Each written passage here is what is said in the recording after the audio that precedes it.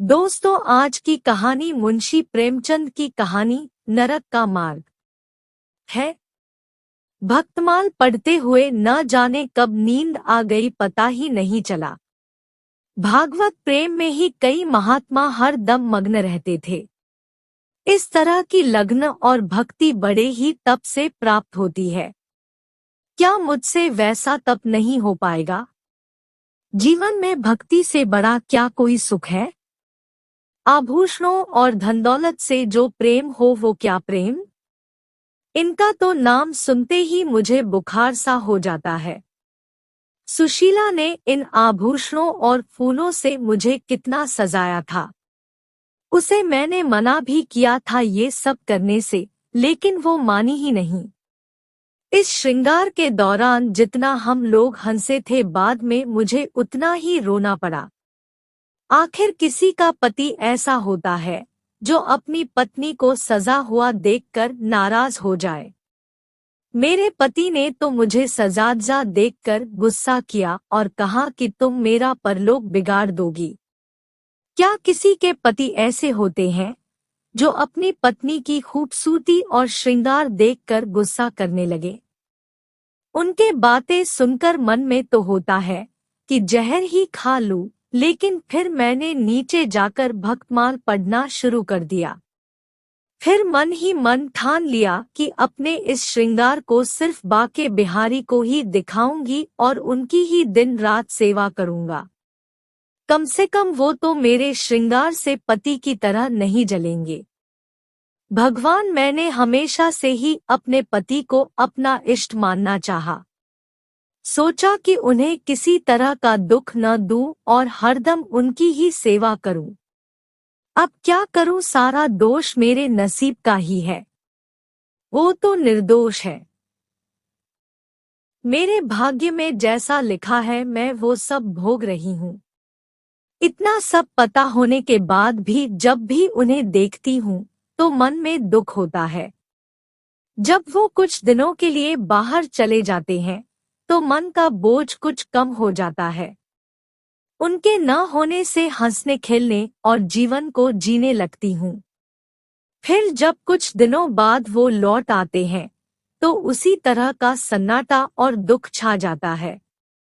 मेरे मन में होता है कि वो मेरे पिछले जन्म के दुश्मन रहे होंगे और उस दुश्मनी का बदला लेने के लिए उन्होंने मुझसे विवाह किया होगा। तभी न मेरा मन उन्हें देखते ही उदास हो जाता है और उनकी सूरत मुझे बिल्कुल नहीं भाती। शायद इसी वजह से वो मुझे देखकर जलते रहते हैं। विवाह न किया होता तो शायद आज सुखी होती, किंतु दुनिया का दस्तूर है कि बेटी को किसी किसी न पुरुष के साथ जन्मों के लिए बांध दिया जाता है। यह क्या जाने कि एक युवती अपने पति को लेकर कितने सपने संजोकर रखती है। उसके लिए उसका पति कितना खास होता है, लेकिन यहाँ सब उल्टा है।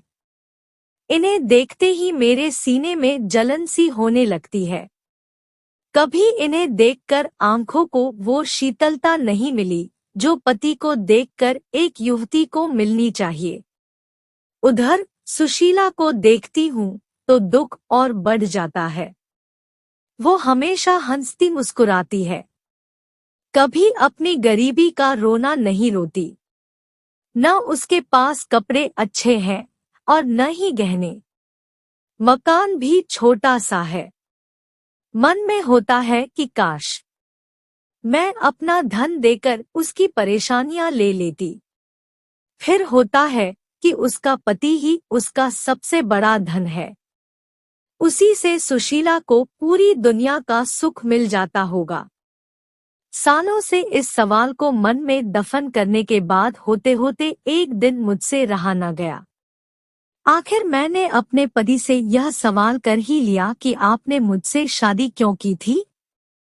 इस सवाल को सुनते ही मेरे पति ने मुंह बना लिया। वो चिते हुए बोले, अपना घर परिवार संभालने के लिए, और क्या, भोग के लिए नहीं? इतना सुनते ही मैंने पूछा, क्या मैं सिर्फ इस घर का ख्याल रखने के लिए हूँ? उन्होंने कोई जवाब नहीं दिया। फिर मेरे मन में हुआ कि पहले इस घर का सारा सामान जहां था पड़ा रहता था। नौकर सब पूरा पैसा बर्बाद करते थे। अब मैं आ गई हूं तो इन सब का ख्याल रखना ही मेरा धर्म है और मुझे यह सोचकर खुश होना चाहिए कि इतनी संपत्ति मेरे पास है। पहले मैं पूरे घर का ख्याल इनके बिना कहे रखती थी, लेकिन अब कुछ नहीं करूंगी। ऐसे घर की किसी भी वस्तु को मैं आगे से हाथ नहीं लगाऊंगी। लेकिन कोई पुरुष विवाह सिर्फ घर संभालने के लिए थोड़ी करता है।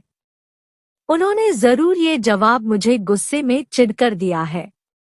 वैसे सुशीला ठीक ही कहती थी कि एक घर महिला के बिना अधूरा होता है।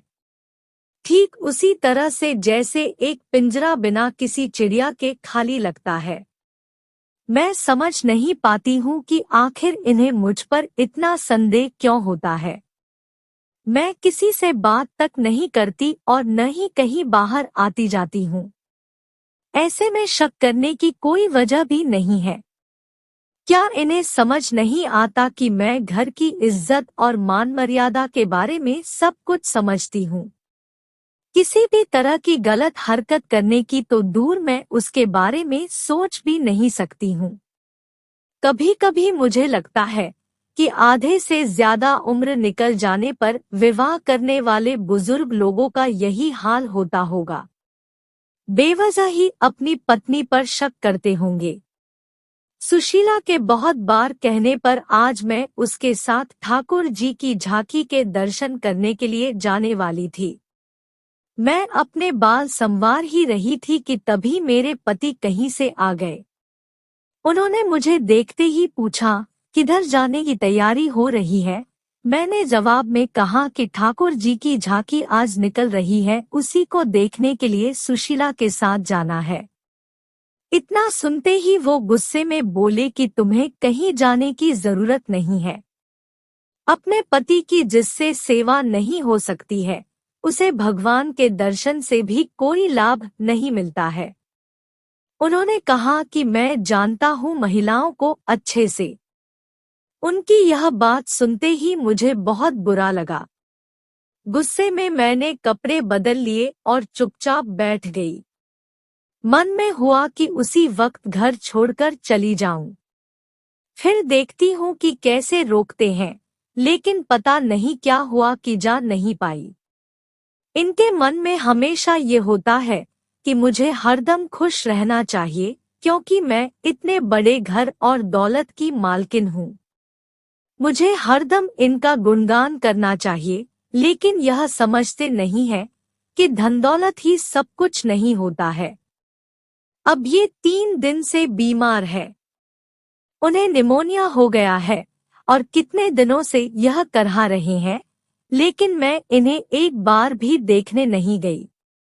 सभी घर में मौजूद नौकर उनका ख्याल रख रहे थे, लेकिन मेरे दिल में किसी तरह की करुणा इनके लिए नहीं आई।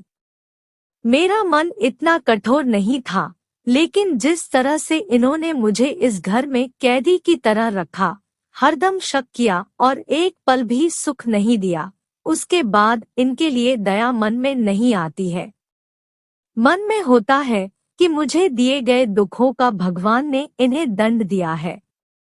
अगर कोई समझे कि महिला को यूं ही किसी पुरुष के गले बांध दे और उसे किसी भी तरीके से रखे, सो पूरी तरह गलत है।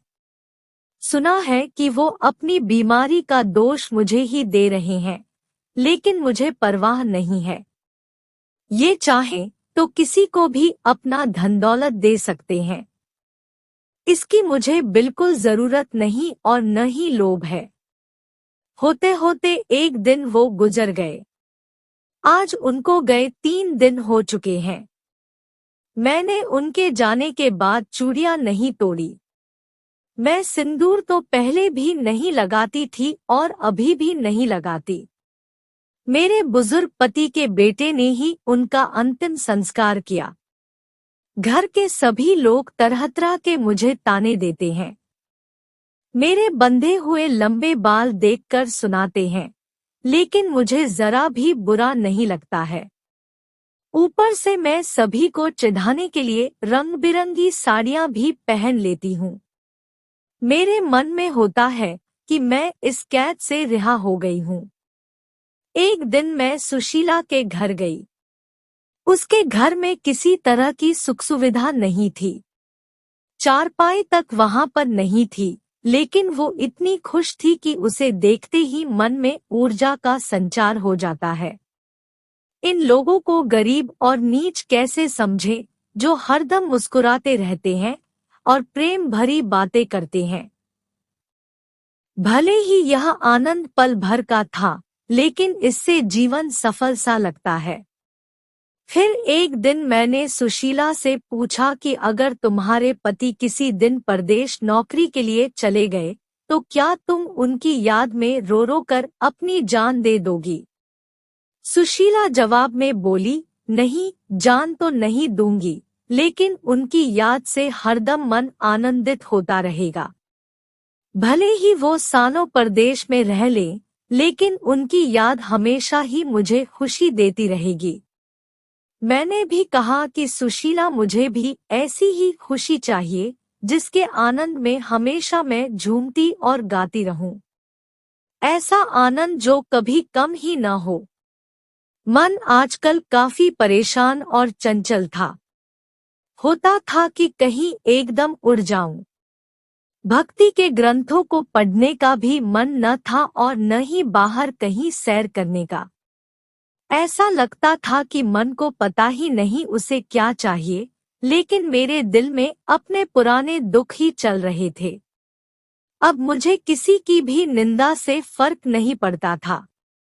दिमाग में यह बात भी उठ रही थी कि मेरे माता पिता ने पैसों के लोभ में बूढ़े से विवाह करवा दिया और उसने भी सिर्फ अपनी जिद पूरी करने के लिए मेरी मांग में सिंदूर डाला, लेकिन जिंदगी भर शक ही करता रहा।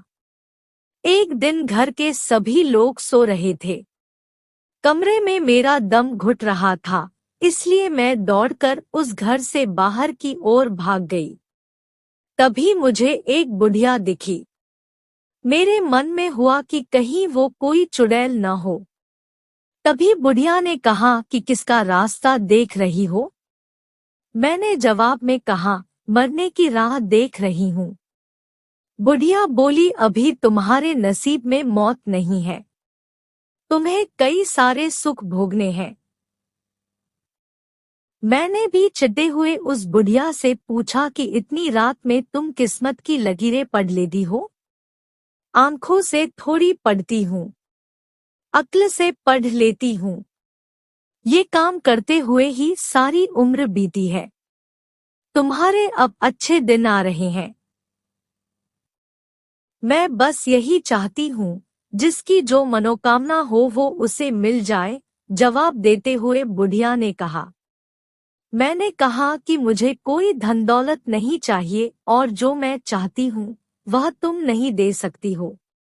तब बुढ़िया ने कहा, मैं जानती हूँ तुम्हें जीवन में सिर्फ प्रेम चाहिए और मैं यह तुम्हें दिला सकती हूँ। मैं तुम्हें प्यार की नाव में बैठा सकती हूँ। उस अम्मा की बातें सुनकर मुझे लगा जैसे कि वो स्वर्ग से मेरी मदद करने के लिए आई हो। मैंने पूछा, अम्मा तुम्हारा घर कहाँ है? उसने कहा कि पास में ही है बेटा। मैं उस अम्मा के पीछे पीछे चलने लगी। बुढ़िया के पीछे चलते चलते मुझे पता लगा कि वो किसी स्वर्ग से आई मेरी मददगार नहीं, बल्कि एक डायन ही है। कहाँ मैं अमृत की तलाश में थी और जहर मिल गया। मैं तो सुशीला जैसा सुख पाना चाह रही थी, लेकिन कहाँ डायन की चपेट में आ गई। मेरी इस हालत के जिम्मेदार लोभी माता पिता और मुझे अपनी पत्नी बनाने के ख्वाब देख रहा वो वृद्ध है, जिसने मुझे अपनी जिद के लिए पत्नी बनाया। मैं अपनी ये आत्मकथा कभी न लिखती, लेकिन मैं चाहती हूँ कि सभी माता पिता ये समझ ले कि पैसा जीवन में सबसे बड़ा नहीं होता है। मेरी चाहत है कि सब लोगों को मेरी आत्मकथा से मालूम हो कि लड़कियों का विवाह यूं ही किसी से नहीं कर देना चाहिए। किसी भी लड़की का गला इस तरह से वृद्ध से विवाह करके न घोंट दो। अब मेरे जीवन में कुछ भी नहीं बचा। सब कुछ सिर्फ माँ बाप के एक फैसले से खत्म हो गया। कहानी से सीख। बेटी का विवाह हमेशा योग्य वर से ही करना चाहिए। ऐसा न करने से उसका जीवन नरक के समान हो सकता है। योग्य वर न मिले तो सही वक्त के लिए रुकिए, लेकिन आनन फानन में किसी से भी यूं ही बेटी का विवाह न करें। दोस्तों, अगर आपको ये कहानी पसंद आए तो कहानी को लाइक करिए, शेयर करिए, चैनल को सब्सक्राइब कीजिए और बेल आइकन को दबाइए। धन्यवाद।